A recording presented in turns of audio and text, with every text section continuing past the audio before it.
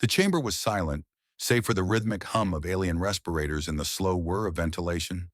The Galactic Council Hall had once been a place of unity. Now it was the stage of Earth's humiliation. Ambassador Cole stood at the center of the room, his shoulders squared, his face unreadable. He had spoken eloquently, pleaded logically, argued diplomatically. None of it mattered. The verdict had already been decided before he arrived. With the wave of a bony, scaled hand, the High Chancellor of the Council, a Threxian elder with violet skin and 6 eyes, spoke.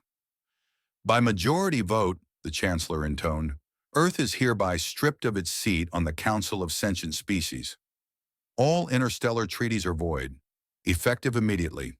No room for appeal, no time for protest. The ambassador was escorted out in silence, followed only by the cool, dismissive stares of beings who no longer considered humans worthy of their circle. They thought Earth would crumble.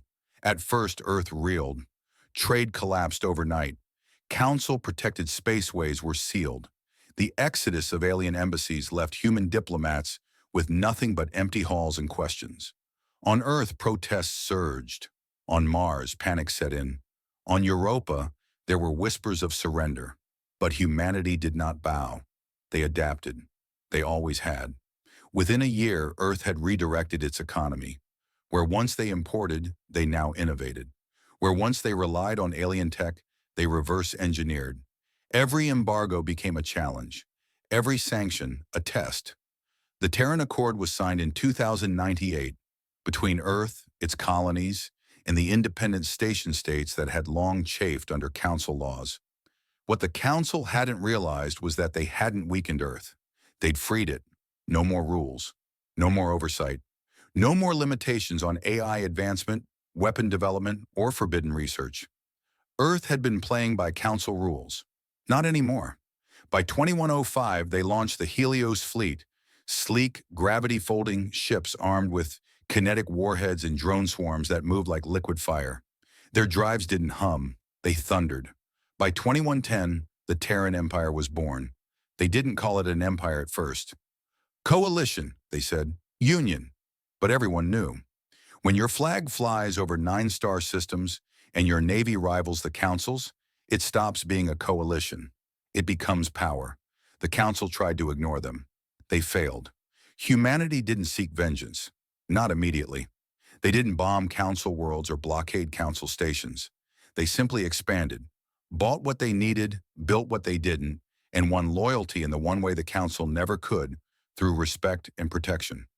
While Council bureaucrats debated, Terran fleets responded. When pirates raided border worlds, Earth ships arrived first. When famine struck, it was Terran supply freighters that dropped relief. Humanity became not just powerful, but reliable.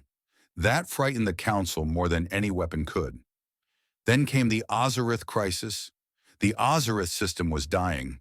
A black hole's gravity well was devouring its outer colonies, and the Council refused to intervene. It was too expensive, they said. The Ozarithians begged for aid.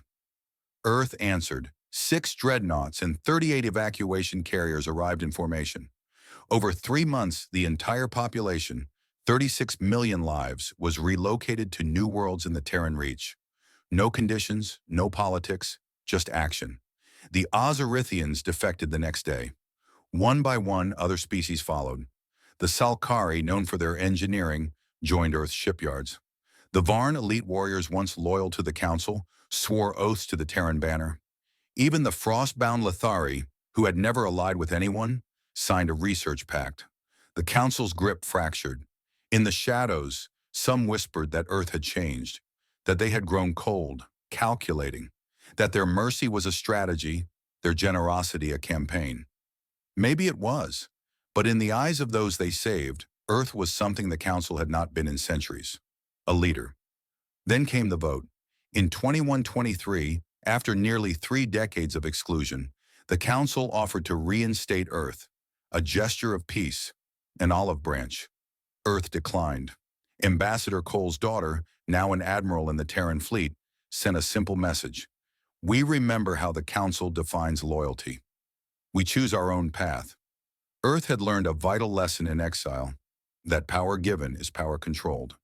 But power earned, power forged through adversity, through will, through unity, that kind of power answers to no one.